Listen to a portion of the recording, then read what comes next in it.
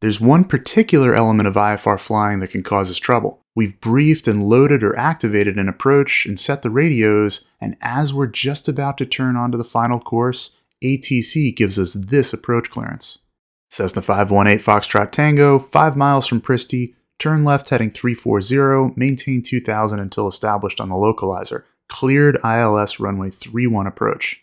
Not only are there several pieces of instruction here that we have to follow, but we have to read the instruction back correctly. It's here that we may stumble if we're not proficient. So let's step through this clearance.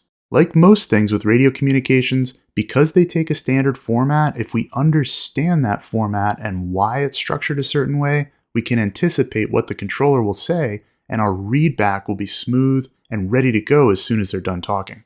Let's listen to that clearance again, this time with subtitles.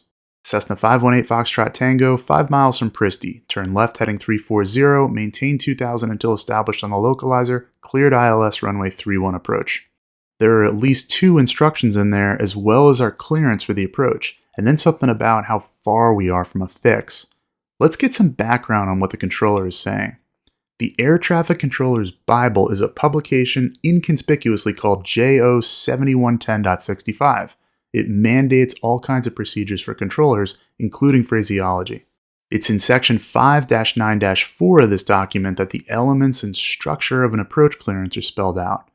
First, it's the aircraft position relative to a fix on the course. This comes from the age before GPS, when aircraft on vectors might not know where they are. The controller sees your radar target and tells you where you are in relation to a fix for situational awareness. Next is a vector, or a turn if needed, which will let you intercept the final approach course. This can be an instruction to turn left and right to a specific heading, or to maintain a current heading, or to navigate direct to a fix or navaid. Last is the clearance for the approach itself. But let's read the subheadings. A clearance can't be issued unless the aircraft is established on the approach course, and if not, then it must be assigned an altitude to maintain until it is established. So for aircraft being vectored onto an approach, the altitude instruction has to come before the approach clearance. So let's rearrange these in the order we should expect to hear them. It's position, turn, altitude, and clearance. Controllers call this PTAC, and every clearance will follow this general structure. Let's apply this to the clearance we received earlier. The P is position. We're 5 miles from Pristey. Again, this is for situational awareness, and it's not really an instruction. T is for turn. Here we're getting a specific heading in our turn instruction. Turn left heading 340. Again, the T here could come in the form of a heading or as an instruction to proceed direct to a fix, as we'll see later on. We're not established on the approach yet, so we'll need an altitude to maintain. Maintain 2000 until established on the localizer. Finally, our clearance. Cleared ILS runway 31 approach. Our readback only needs to include the turn, altitude, and clearance, so it'll be turn left heading 340, maintain 2000 until established, cleared ILS 31 approach, Cessna 518 Foxtrot Tango. There's no need to read our position back since it's just for situational awareness. Let's dive in on each element of the clearance. The P for position is straightforward. The controller is gauging your distance from a fix on their radar screen using mileage marks. It's often eyeballed, so it's a close approximation of your actual distance. The T for turn is how we're going to get from that position to the approach. In this example, we're getting a vector to final, but we can also be cleared direct to an initial approach fix. A vector to final should put us on a course to smoothly intercept the approach course, whether the guidance is from a localizer or from the GPS. The idea is to set us up so that we don't fly through the approach course. This means we'll typically be given a heading that's no more than 30 degrees offset from the approach course. On our ILS approach to runway 31, the approach course is 308 degrees, so we get a turn to 340. Let's take a step back though and look at where we came from before getting this vector to intercept. Controllers have different procedures at different airports for how and where to vector aircraft onto an approach, but a typical configuration mirrors the VFR traffic pattern we're familiar with from private pilot training, with a downwind, base, and final. Let's say we're arriving from the west. We'll initially be given a heading of 130, downwind for runway 31. Next, we'll get a base turn to 040. Where might we expect to get that turn instruction? It has to do with where the controller needs us to intercept the approach.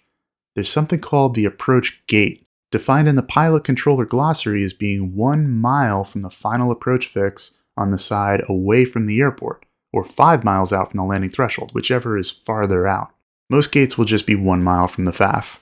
Let's look at our FAF at Presti. 1 mile out from there is our gate.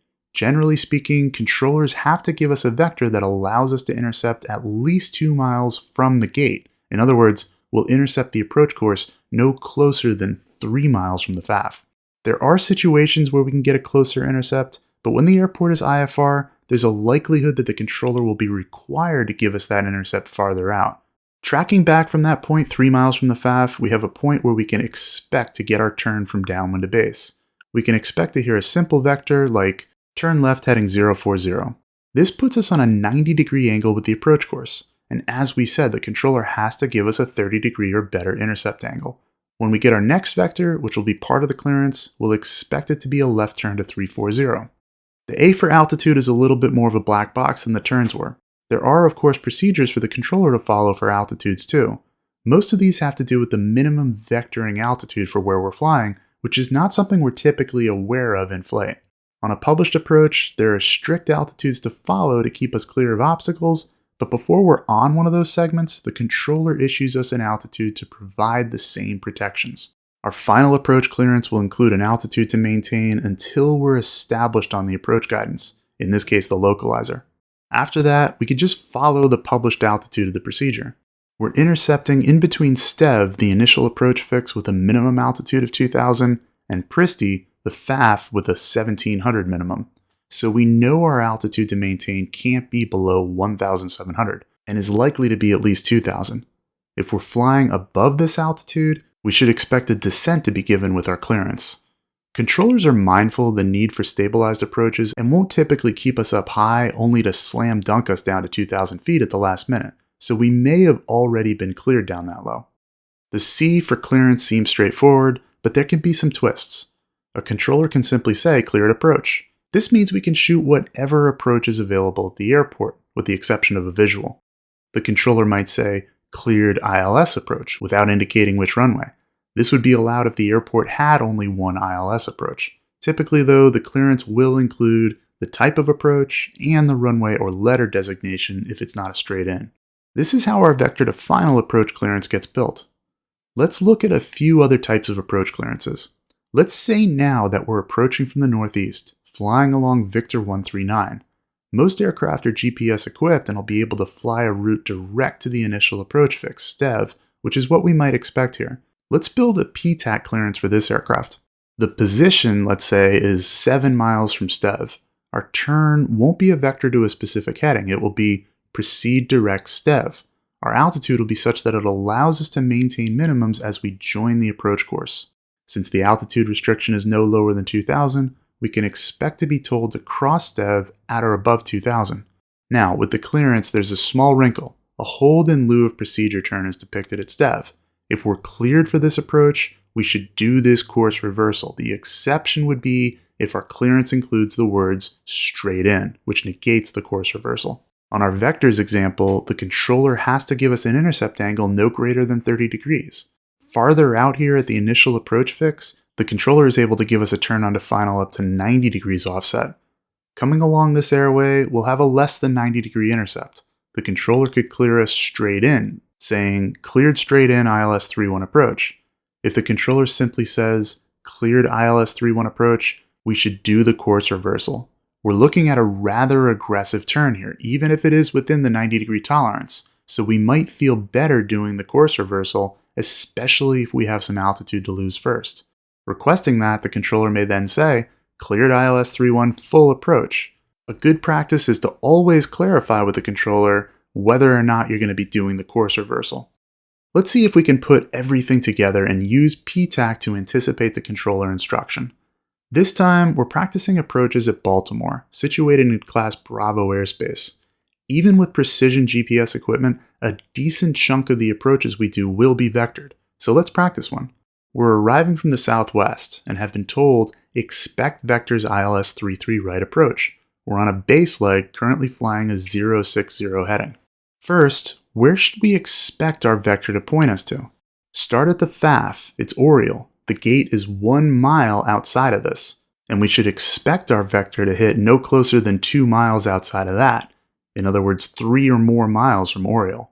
That means we'll be somewhere around here when we get our clearance, typically just before reaching the localizer feather where the needle will come alive.